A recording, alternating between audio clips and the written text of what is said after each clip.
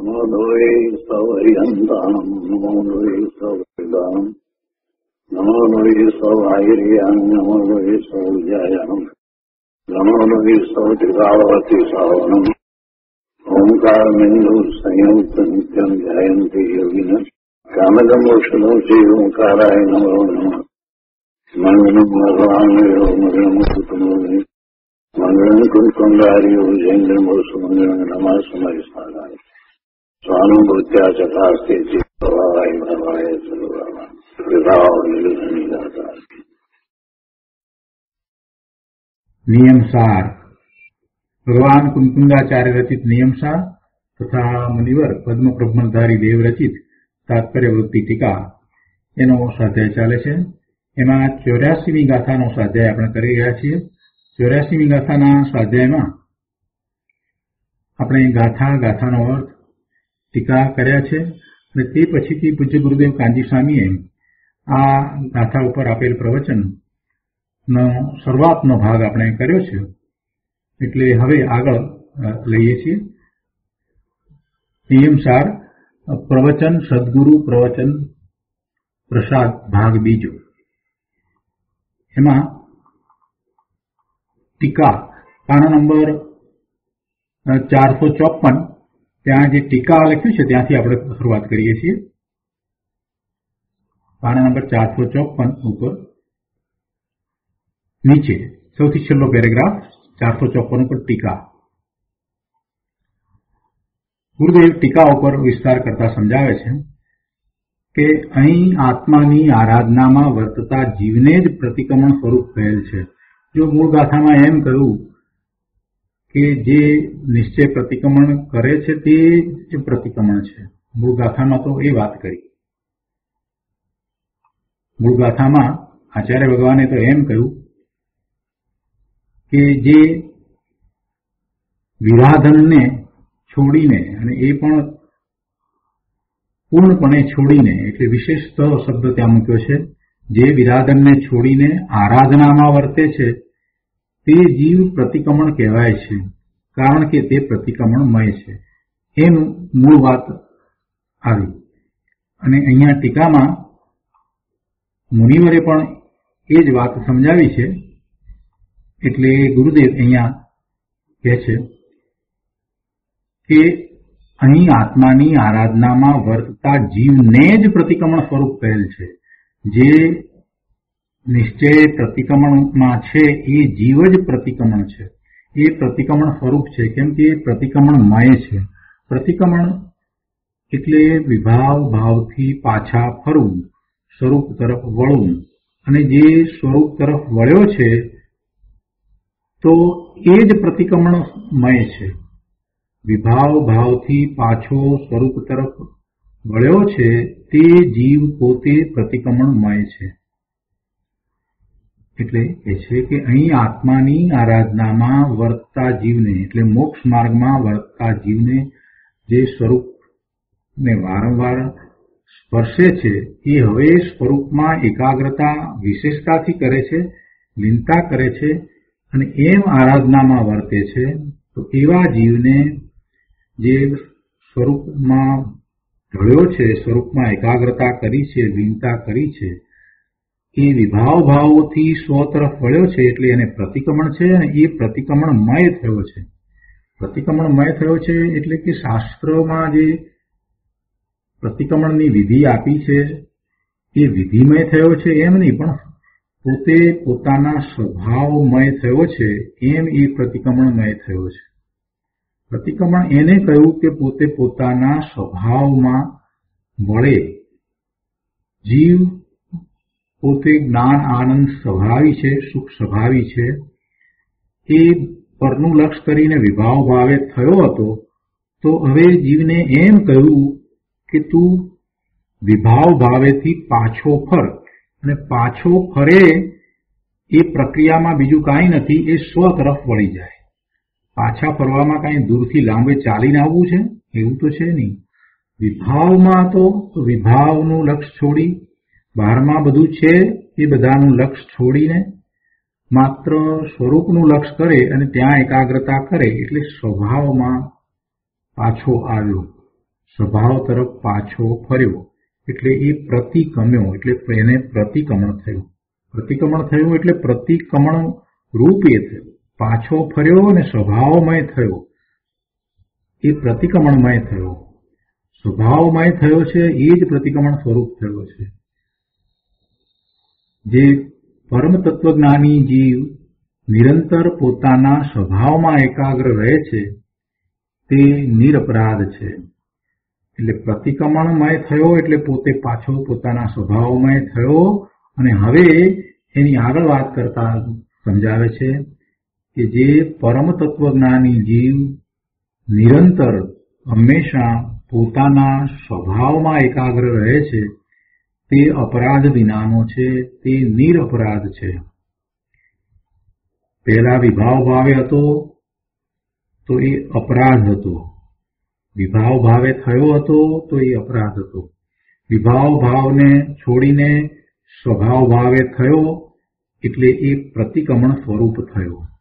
અને હવે એમ કે છે કે એવો એ જીવ જે પરમ તત્વજ્ઞાની કેમ કહ્યું કે જેને પોતાના પરમાત્મા સ્વરૂપનું જ્ઞાન ભાન યથાર્થ થયું છે એવો એ જ્ઞાની છે. એટલે પરમ તત્વ જ્ઞાની. પરમ તત્વ તો પોતાનું ત્રિકાળ શુદ્ધ સ્વરૂપ છે.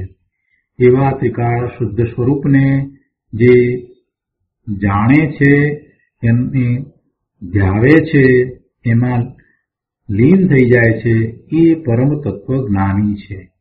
તો એવો પરમ તત્વ જ્ઞાની જીવ નિરંતર પોતાના સ્વભાવમાં એકાગ્ર રહે છે. હવે આ દશામાં એને કોઈ અપરાધ નથી, એને પરનું લક્ષ નથી, કોઈ વિકલ્પ નથી, શુભ કે અશુભ ભાવ નથી. એમ એ જીવ નિરપરાધ છે. અહીં પરમ તત્વજ્ઞાની કહ્યો છે, પરમ તત્વજ્ઞાની કહ્યો છે એટલે પોતાના પરમાત્મા સ્વરૂપનું જ્ઞાન કરીને જે રહ્યો છે એ પરમ તત્વજ્ઞાની ધર્મી જીવ છે. જે આત્મ સન્મુખ રહે છે અને રાગ દ્વેષ પર છે એમ સમજી નિરંતર પોતાના સ્વભાવની એકાગ્રતામાં રહે અને તે પરિણામની સંતતિ તૂટે નહીં. પોતાના સ્વભાવની એકાગ્રતામાં રહે અને જે પરિણામ થાય એક પછી એક દરેક સમયે થતા જે પરિણામ છે તે નિર્મળ પરિણામ છે અને એ પરિણામની સંતતિ તૂટે નહીં. એક પછી એક એવા જ પરિણામ થાય, એ પરિણામની સંતતિ તૂટે નહીં. એક સમય પણ સ્વભાવની મુખ્યતા ન જાય અને પુણ્ય પાપની મુખ્યતા ન થાય એવા સ્વરૂપને વિશે એકાગ્ર થયેલા પરમ તત્વજ્ઞાની જીવને કોઈ અપરાધ હોતો નથી. તે જીવ નિરપરાધ છે. ફરીથી આખી વાતને સમજીએ. બહુ સરસ વાત અહીંયા કરી છે. પહેલી વાત તો પ્રતિક્રમણની કરી. પ્રતિક્રમણ કોને હોય? પ્રતિક્રમણ એટલે પાછા ફરવું. તો પાછો કોણ ફરે? જે માર્ગ ભૂલ્યો છે, જે ભટક્યો છે એ પાછો ફરે છે. માર્ગ ભૂલ્યો છે, ભટક્યો છે એ કોણ છે? તો કે જે જીવ પોતાના સ્વભાવ ભાવથી બહાર પરનું લક્ષ કરીને શુભ કે અશુભ ભાવે થાય છે એ જીવ ભૂલ્યો છે, ભટક્યો છે. એને પાછા ફરવાનું છે. પાછા ક્યાં ફરવાનું છે? પોતાના સ્વરૂપમાં પાછા ફરવાનું છે. તો જે જીવ એવા શુભ કે અશુભ ભાવે રહ્યો છે એવો જીવ જ્યારે પ્રતિક્રમે છે એટલે પાછો ફરે છે તો સ્વભાવ તરફ પાછો, પોતાની જે ચીજ છે એના તરફ પાછો ફર્યો. તો પોતાની ચીજ તરફ પાછા ફરતા કઈ વધુ સમય જાય છે? એક સમયમાં જ પોતે પોતાના સ્વભાવ ભાવે થઈ શકે છે. પરનું લક્ષ છોડ્યું અને સ્વનું લક્ષ કર્યું અને સ્વનું લક્ષ કરતા ત્યાં જ એકાગ્રતા કરી એટલે એ પોતાનો જેવો સ્વભાવ છે એવા સ્વભાવને અનુભવવા વાળો થઈ ગયો. એટલે એ જીવ જ પોતે જ પ્રતિક્રમણમય થયો. હવે આવો પ્રતિક્રમણમય થયેલો જીવ કે જે પોતે પોતાના સ્વભાવ ભાવે છે, એને વિશે વધારે વાત કરતા ગુરુદેવ સમજાવે છે. અહીંયા મુનિવરે જે વાત કરી છે એનો વિસ્તાર કરીને સમજાવે છે કે એવો એ જીવ જે સ્વયં પ્રતિક્રમણમય થયો છે, તે જીવ પોતે નિરંતર પોતાના સ્વભાવમાં એકાગ્ર રહે છે, તો તે નિરપરાધ છે. એ પરમ તત્વજ્ઞાની જીવ, એ ધર્મી જીવ, એ મોક્ષ માર્ગમાં પ્રવર્તો જીવ એ પોતાના સ્વભાવમાં એકાગ્ર રહે છે, તે અપરાધ વિનાનો છે. એને કોઈ અપરાધ હોતા નથી. સ્વભાવમાં રહ્યો એટલે હવે એને અપરાધ નથી. પહેલા વિભાવમાં હતો તો એને અપરાધ હતો, દોષ હતો. હવે સ્વભાવમાં એકાગ્ર થયો એટલે હવે એ નિરપરાધ છે, અપરાધ વિનાનો છે, દોષ વિનાનો છે. અને પછી આગળ કહે છે કે આ પરમ તત્વજ્ઞાની છે, જે આત્મસન્મુખ રહે છે અને રાગ દ્વેષ પર છે એમ સમજી નિરંતર પોતાના સ્વભાવની એકાગ્રતામાં રહે છે. અને એ પોતાના સ્વભાવની એકાગ્રતામાં રહેતા જે નિર્મળ પરિણામ થાય છે, એ એવા એક પછી એક એવા ને એવા નિર્મળ પરિણામો જ થતા રહે છે. એમ એ પરિણામોની શૃંખલા તૂટતી નથી. એ પરિણામો એક પછી એક નિર્મળ થયા કરે જ છે. એટલે એ પોતે સ્વભાવ ભાવે ગયો છે અને પોતે એવા પરિણામે છે, એવો પોતે પરિણમી ગયો છે.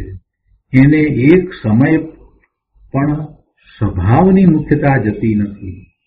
એક સમય માટે પણ એને સ્વભાવની મુખ્યતા જતી નથી. પોતાના સ્વભાવનું મહાત્મ્ય છે અને સ્વભાવમાં જ રહ્યો છે.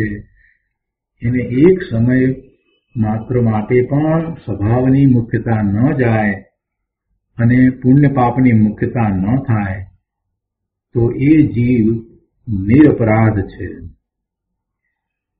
આગળ કહે છે અહીંયા 455માં પાના પર બીજી લીટીમાં કે સમ્યક દ્રષ્ટિ જીવને પુણ્ય પાપ પરિણામ અને સંયોગો છે, નથી એમ નહીં.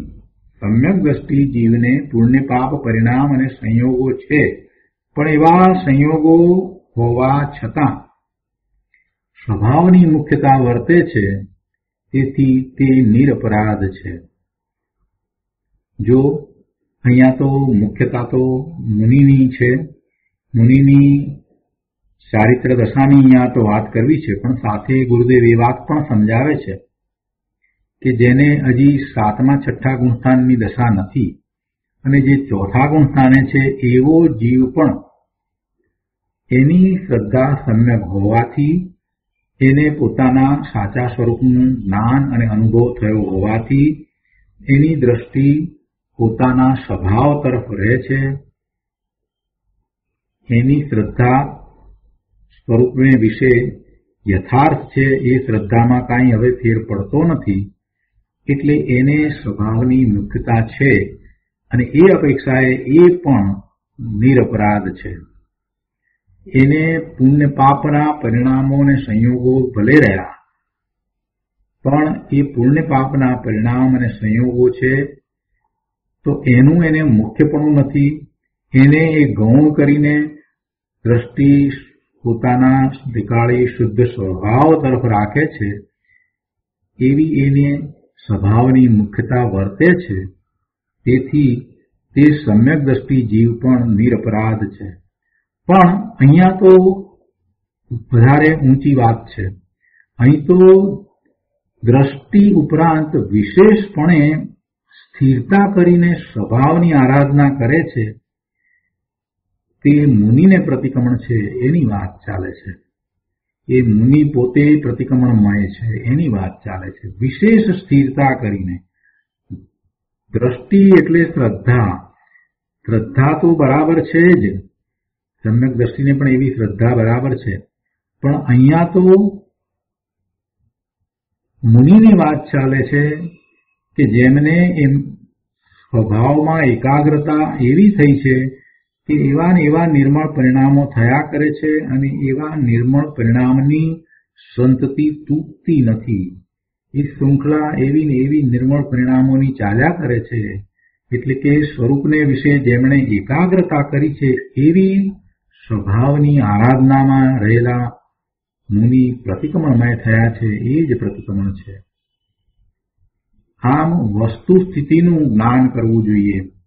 રાગ અને નિમિત્તનો આશ્રય છોડ અને સ્વભાવનો નિર્ણય કર. ગુરુદેવ આપણને આ વાત સમજાવે છે કે ભાઈ મુનિની દશાનો તું વિચાર કર. મુનિ પ્રતિક્રમણ અને સ્વભાવમાં લીન થયા છે. હવે એમને કોઈ અપરાધ નથી. એક પછી એક નિર્મળ પરિણામોની શૃંખલા ચાલી રહી છે. એ પરિણામોની સંતતિ તૂટતી નથી. સ્વભાવની મુખ્યતા વર્તે છે અને આ શુભાશુભ ભાવનું કોઈ લક્ષ થતું નથી. એવા મુનિ સ્વભાવની આરાધનામાં રહ્યા છે. એ સ્વયં પ્રતિક્રમણ છે. તો એને તું સમજ. અને વસ્તુ સ્થિતિ આવી છે તો એનું એમ જ જ્ઞાન કરવું જોઈએ અને રાગ અને નિમિત્તનો આશ્રય છોડીને સ્વભાવનો યથાર્થ નિર્ણય કરવો જોઈએ. રાગ તો પર્યાયમાં રહેશે. સાધક દશામાં રાગ પર્યાયમાં રહેશે. જ્યાં સુધી પૂર્ણ દશા નથી ત્યાં સુધી એવા રાગ તો હશે, એવા શુભભાવ, એવા વિકલ્પ હશે. પણ એમાં પોતાપણું કરવું નહીં, એમાં એકત્વ કરવું નહીં. એનાથી પોતે જુદો ભિન્ન ભગવાન આત્મા છે એમ વારે વારે સ્વરૂપનું લક્ષ થયા જ કરે અને એ સહજ રીતે થયા કરે એવી દશા તારે પ્રગટ કરવાની છે. ગુરુદેવનું કહેવું એમ છે કે રાગ હોવા છતાં રાગ મારું સ્વરૂપ નથી. રાગ પર્યાયમાં છે પણ એ કાંઈ મારું સ્વરૂપ નથી. હું એનાથી જુદો શુદ્ધ ત્રિકાળ ભગવાન આત્મા છું, જ્ઞાન સ્વરૂપ છું. અને બીજી વાત, રાગથી ધર્મ પણ નથી. રાગ સાધક દશામાં આવે, શુભભાવ પણ આવે તો એ કાંઈ મારું સ્વરૂપ નથી. અને બીજી વાત કે એનાથી ધર્મ થતો નથી. ધર્મ તો જે પોતાના સ્વરૂપમાં લઈ જાય, જે પોતાના સ્વરૂપમાં એકાગ્રતા કરાવે, જે પોતાના સ્વરૂપમાં સ્થિરતા કરાવે એ જ ધર્મ છે. એ સિવાય બીજો કોઈ ધર્મ નથી. આત્માનો ધર્મ તો પોતાના સ્વરૂપને વિશે સ્થિર થઈ જવું એ જ છે. એથી બીજો કોઈ ધર્મ નથી. એ જ જ્ઞાન, આનંદ, સુખ, શાંતિની દશા છે. એ ધર્મમય દશા છે. એટલે રાગથી કાંઈ ધર્મ થતો નથી એવી પ્રથમ શ્રદ્ધા કરવી જોઈએ. શુભભાવથી ધર્મ નથી અને પોતાના સ્વરૂપમાં રહેતા જ પોતાને એવા ધર્મના પરિણામ, નિર્મળ પરિણામ, આનંદના પરિણામ, સુખના પરિણામ, મોક્ષ માર્ગના પરિણામ થાય છે. એમ પહેલા એને શ્રદ્ધા કરવી જોઈએ. આગળ કહે છે કે સંયોગોને, રાગને ફેરવવાની બુદ્ધિ છોડી સ્વભાવની રુચિ કર. રુચિની દિશા ફરતા દશા ફરી જાય છે.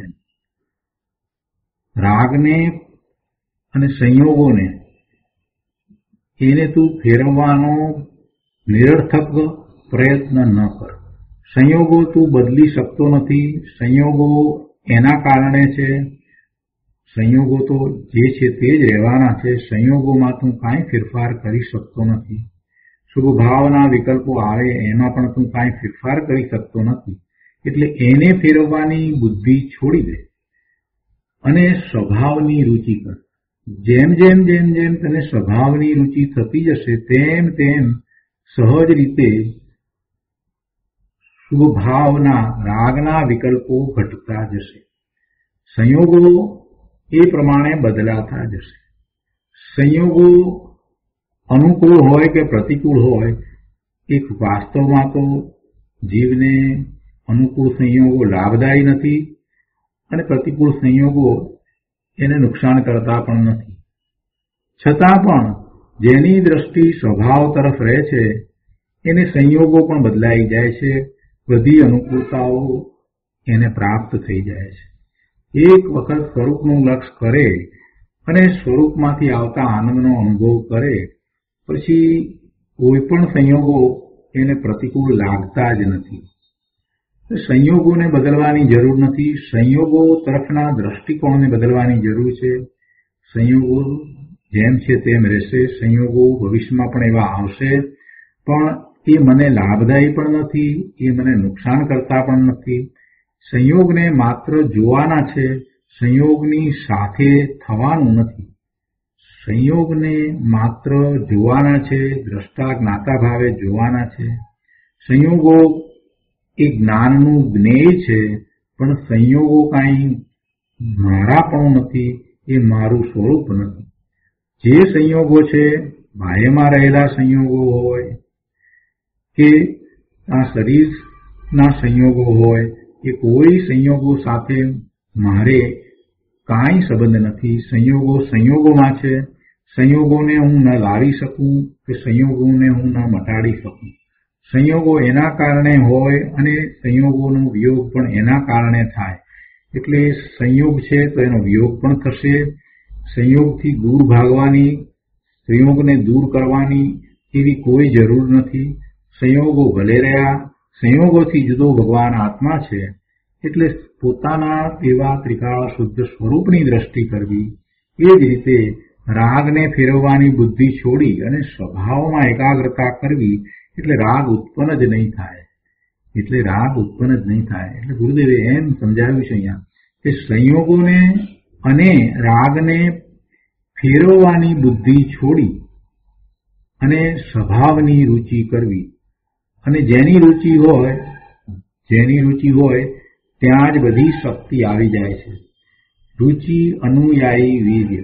જેની રુચિ હોય એ કરવામાં પોતાનું બધું બળ લાગી જાય છે.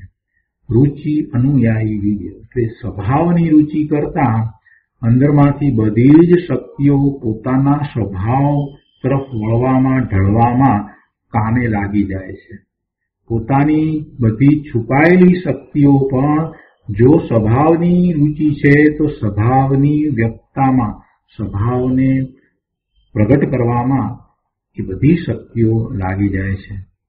સ્વભાવની રુચિ કર, બીજું કાંઈ કરવાનું નથી. સ્વભાવની રુચિ કરતા એટલે કે જે વિભાવ ભાવે થતો હતો અને એ દિશામાં જતો હતો તો એની દિશા પલટાવી અને સ્વભાવની રુચિ કરી એટલે દિશા બદલી. તો એમ દિશા બદલતા એની પોતાની દશા ફરી જાય છે. અને હવે એ વાતને અહીંયા આગળના પેરેગ્રાફમાં ગુરુદેવે સમજાવી છે. તો એ વાત આપણે લઈએ છીએ. અહીંયા કોઈએ પહેલા પ્રશ્ન કર્યો કે અગાઉ જે વાત કરી, શું વાત કરી કે મુનિ દશામાં એને સ્વભાવની મુખ્યતા રહે છે અને શુભભાવની પણ મુખ્યતા થતી નથી. તો એ જીવ જ નિરપરાધ છે અને એનો જે વિસ્તાર કર્યો અને એ જીવ જ પ્રતિક્રમણ છે. તો એના ઉપરથી કોઈએ પ્રશ્ન કર્યો કે આ સાંભળીને લોકો વ્રત પૂજા આદિ કરવા છોડી દેશે તો? શુભભાવથી ધર્મ નથી એમ આપે વાત કરી, તો પછી લોકો આ વ્રત પૂજા આદિ કરવા છોડી દેશે તો? આ સાંભળીને આવો પ્રશ્ન કર્યો. પ્રશ્ન કરનારે શાસ્ત્રનો જો બરાબર અભ્યાસ કર્યો હોય તો આવો પ્રશ્ન થાય નહીં. ગુરુદેવની વાણીને બરાબર સમજ્યો હોય તો આવો પ્રશ્ન થાય નહીં. કેમ કે ગુરુદેવે તો સ્પષ્ટ કહ્યું છે કે ભાઈ પૂજા વ્રત આદિના શુભ વિકલ્પો તો સાધક દશામાં હોય જ છે. એ કંઈ કરવા પડતા નથી. એવા શુભ વિકલ્પ તો આવે જ છે. એટલે શુભ વિકલ્પ જે છે એટલા માત્રથી ધર્મ છે એવી જે માન્યતા, એવી ઊંધી શ્રદ્ધાને છોડવાની વાત છે. શુભ વિકલ્પ આવશે અને શુભ વિકલ્પ આવે તે છતાંય પોતે એનાથી જુદો ભગવાન આત્મા છે, વિકલ્પો વિનાનો છે, પોતાની ચેત ત્રિકાળ શુદ્ધ છે અને એનું લક્ષ કરતા નિર્મળ પરિણામ થાય છે. આ વાતને એને ભૂલવાની નથી અને એવો જ પુરુષાર્થ આદરવાનો છે. ગુરુદેવ એનું સમાધાન આપતા કહે છે કે ભાઈ પહેલા તું વસ્તુ સ્વરૂપ શું છે એને સમજ તો કરો. પ્રથમ વસ્તુ સ્વરૂપ શું છે તેની સમજણ તો કર. વિતરાગીને રાગ હોતો નથી. જેને વિતરાગ દશા થઈ છે એને રાગ હોતો નથી.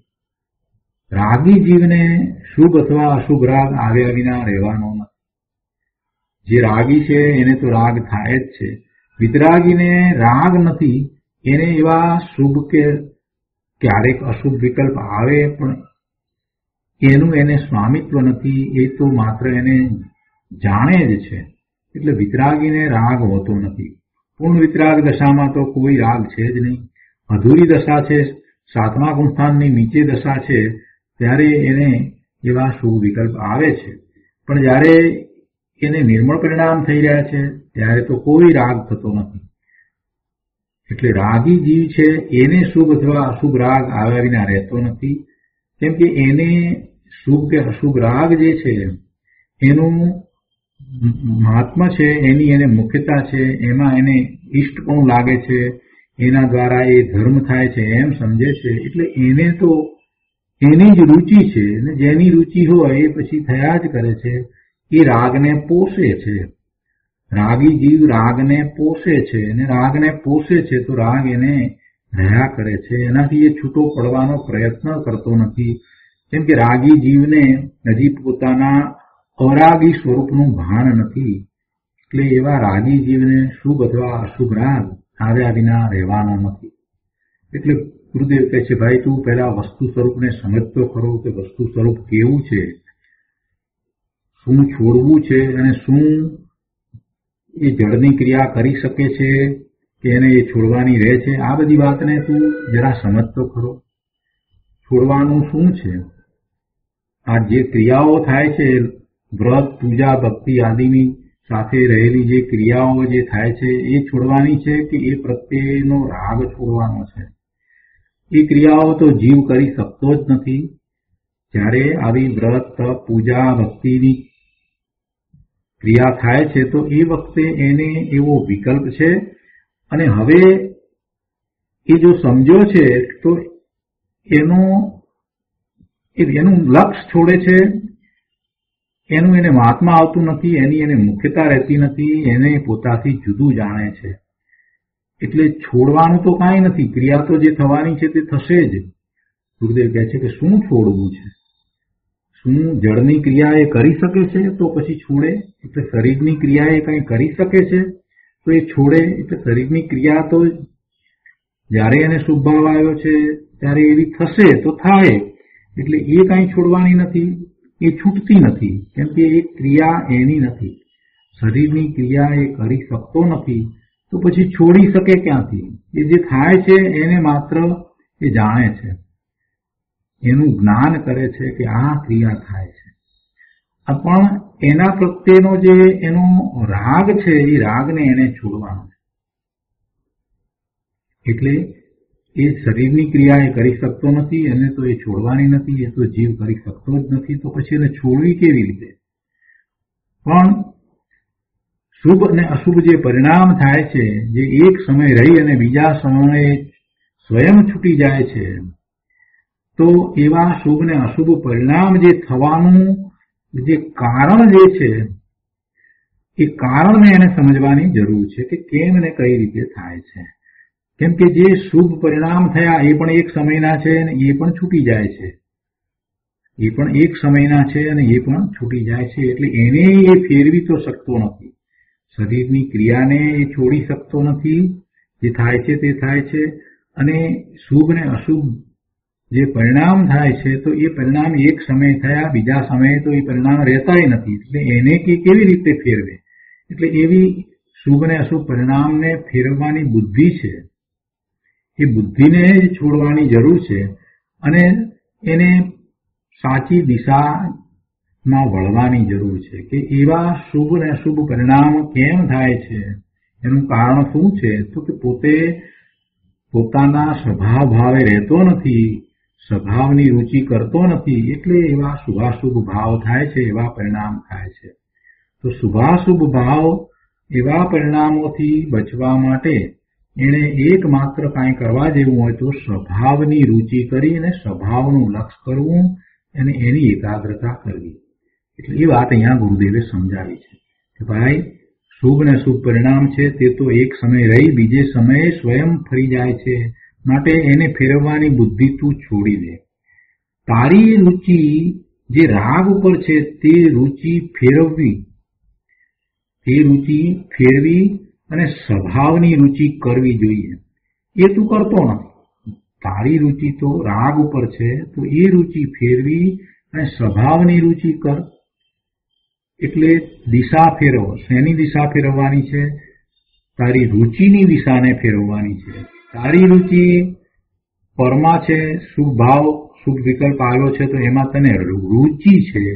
એ શુભ વિકલ્પની રુચિ ફેરવી દે, એટલે કે છોડી દે અને એને બદલે શુદ્ધ ભાવની રુચિ કર. એમ એ દિશા ફેરવવાની છે. જે અજ્ઞાની પોતાની દિશા ફેરવતો નથી તેની દશા ફરતી નથી. એટલે કે તે સંસારમાં રખડે છે, એની એવી જ દશા રહે છે. જે અજ્ઞાની પોતાની દિશા ફેરવતો નથી, એટલે કે જે રાગની દિશામાં જઈ રહ્યો છે, શુભ ભાવમાં એ રુચિ કરી રહ્યો છે, એવી એ દિશામાં છે, તો એ દિશાને ફેરવી અને શુદ્ધ ભાવની દિશામાં લઈ જતો નથી. એની રુચિને ફેરવીને શુદ્ધ ભાવની દિશામાં થતો નથી, તો એવો એ અજ્ઞાની સંસારમાં રખડે છે. રુચિ બદલવાની છે, રુચિ ફેરવવાની છે. શુભ ભાવની રુચિ, રાગની રુચિ, આ સંયોગોની રુચિ, એ બધું તો અનાદિનો કરતો આવ્યો છે. પરમાં રુચિ એને થાય છે, અનેક પ્રકારે થાય છે. પરની વાતમાં એને રુચિ થાય છે. પરમાં શું શું થઈ રહ્યું છે એ જાણવામાં એને રુચિ થાય છે. જો ને સવારથી માંડીને સાંજ સુધીમાં એ પરની માહિતી મેળવવામાં કેટલો બધો રાગી થાય છે. પર વિશે જાણવામાં એને કેટલો બધો રાગ થાય છે.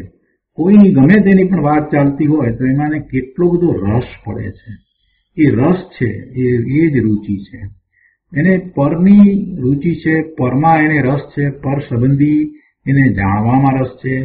એ પર સંબંધીની ક્રિયાઓમાં એને જોડાવવું છે, એમાં એને રસ છે. એમાં એ ઈષ્ટપણું માને છે. એમાં એ મિથ્યા આનંદ માને છે. એમાં આનંદ નથી છતાં પણ એને આનંદ માને છે. ખરેખર એમાં કોઈ આનંદ નથી, એમાં સુખ નથી, માત્ર વ્યાકુળતા છે. છતાંય એમાં જ એને રસ પડે છે. તો આચાર્ય ભગવાન એમ કહે છે કે ભાઈ એવી પોતાના જ્ઞાન આનંદ સાચા સુખના સ્વભાવથી વિરુદ્ધ આ પર ભાવે થવાની જે તારી આ રુચિ છે, એવો રસ છે, એને તું છોડ અને એક વખત તું તારા સ્વભાવનો અનુભવ કર. પછી તને સમજાશે કે સાચો આનંદ સુખ અને શાંતિ તો સ્વભાવમાં ભર્યા છે. જો એમ નથી કરતો અને અજ્ઞાન ભાવે એ રાગની દિશામાં જ રહે છે, પરમાં જ એ રુચિ કરીને રહ્યો છે, પરમાં જ એને રસ પડે છે, તો એવો જીવ તો સંસારમાં રખડે છે. અને જે જીવ રાગની દિશા તરફનું વલણ ફેરવી સ્વભાવની દિશા તરફ વલણ રાખે છે, તેની દશા પણ ફરી જાય છે. દિશા એને ફેરવી છે એટલે એની દશા પણ ફરી જાય છે, એની અવસ્થા પણ ફરી જાય છે. એ તો આનંદની દશામાં થઈ જાય છે. એ મોક્ષ માર્ગમાં પ્રવર્તે છે, એટલે એ મોક્ષ પામે છે. હું આત્મા જ્ઞાન સ્વભાવી છું, એમાં સ્વભાવનો નિર્ણય થયો. હું આત્મા જ્ઞાન સ્વભાવી છું, એમાં સ્વભાવનો નિર્ણય થયો. જો હવે પાંચે સમવાયની અહીંયા વાત કરી છે, એટલી વાત આપણે પૂરી કરીએ. હું આત્મા જ્ઞાન સ્વભાવી છું, એટલે સ્વભાવ, એમાં સ્વભાવ લીધો. આત્માનો સ્વભાવ કેવો છે? જ્ઞાન સ્વભાવ છે. તો હું આત્મા જ્ઞાન સ્વભાવી છું. આ પહેલો સમવાય, સ્વભાવ. વસ્તુનો સ્વભાવ છે, એવો સ્વભાવ છે તો એવા પરિણામ થાય છે. આત્માનો જ્ઞાન સ્વભાવ છે તો જ્ઞાનના જ પરિણામ કરે છે. તો હું આત્મા જ્ઞાન સ્વભાવી છું, એમાં સ્વભાવનો નિર્ણય થયો. તેમ નક્કી કર્યું, તેમાં પુરુષાર્થ આવ્યો.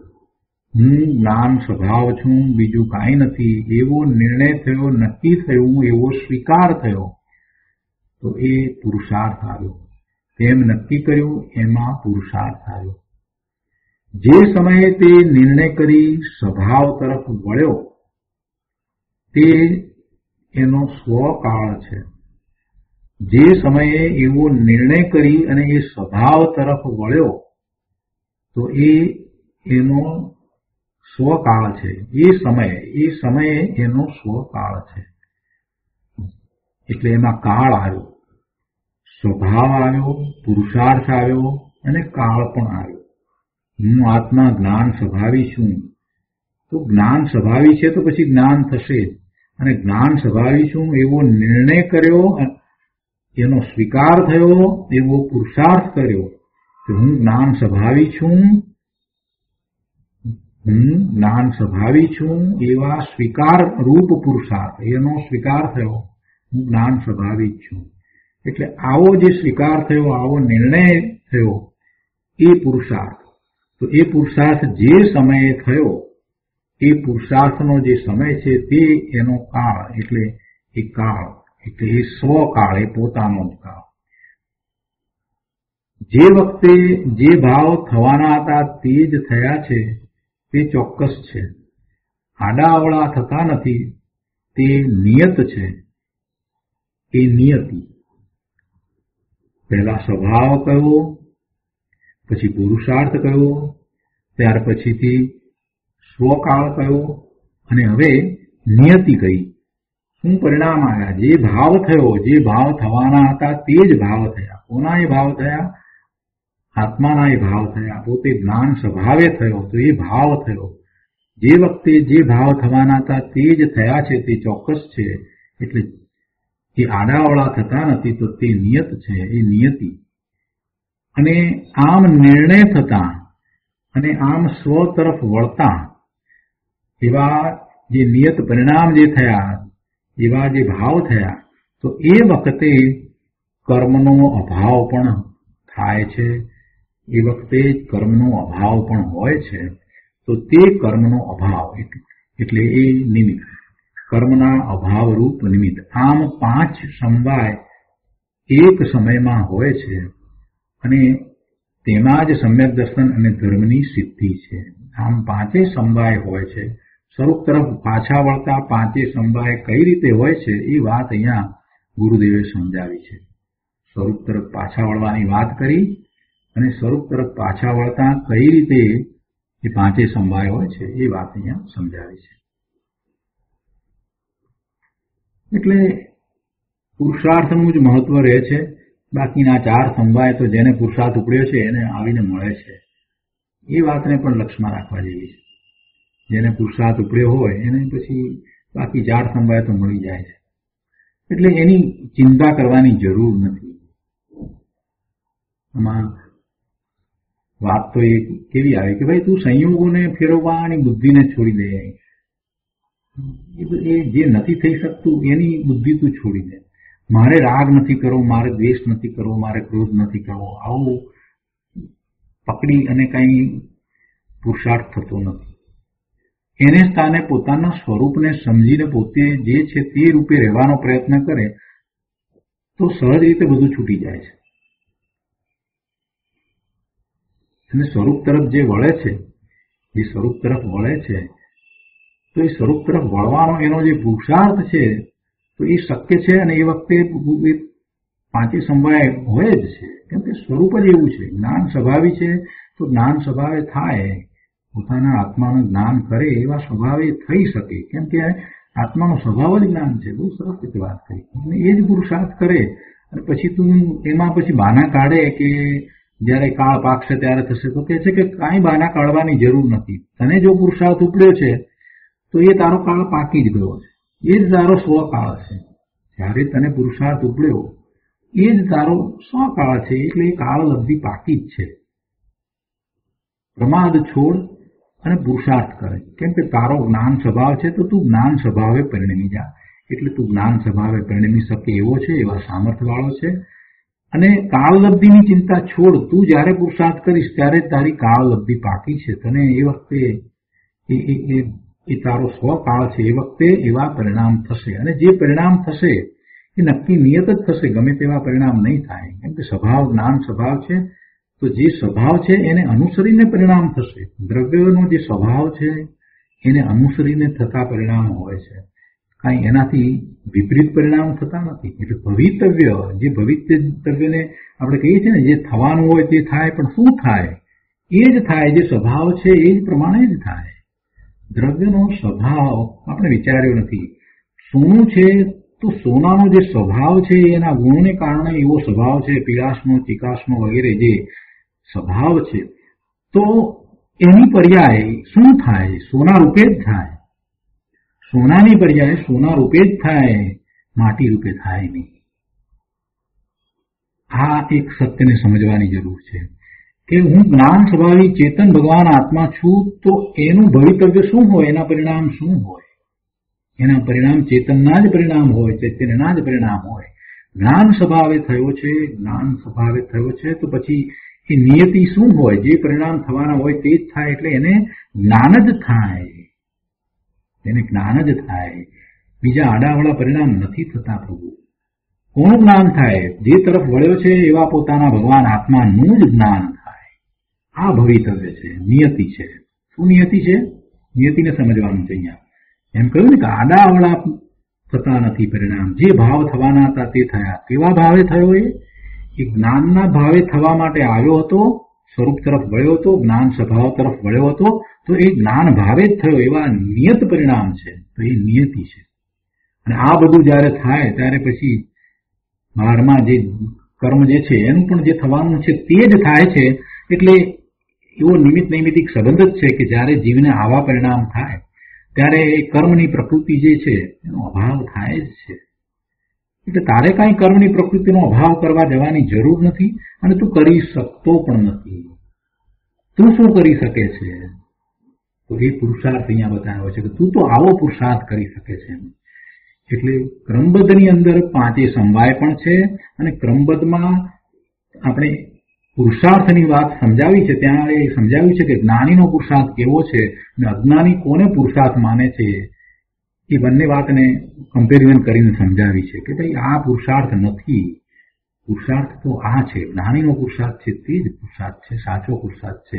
અને એ અપેક્ષાથી જો વિચાર કરીએ ને પાંચે સમવાયનો વિચાર કરીએ તો બધું ક્રમબદ્ધમાં નિયમ બરાબર જ છે, જેમ છે તેમ જ છે. એમાં ક્રમબદ્ધને ક્યાંય વાંધો આવતો નથી. ક્રમબદ્ધ છે તો પુરુષાર્થ નથી એમ હોય જ નહીં.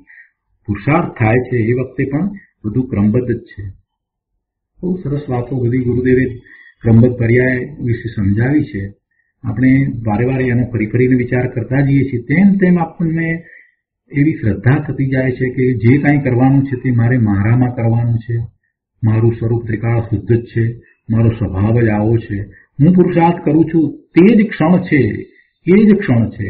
એ ક્ષણની રાહ જોવાની જરૂર નથી. એ ક્ષણ છે. મારો પુરુષાર્થ ઉપડ્યો એ જ ક્ષણ છે. હું શા માટે પ્રમાદમાં પડ્યો છું? પાંચ સમવાય ઉપરથી આ વાત લેવાની છે કે બાકીના ચાર સમવાય તો આવીને મળી જશે. હું પુરુષાર્થ કરું. બરાબર છે ને પ્રભુ? તો આજનો સ્વાધ્યાય આપણે અહીંયા સુધી રાખીએ છીએ.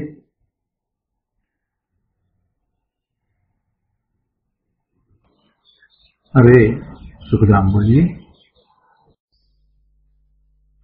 સુખધામ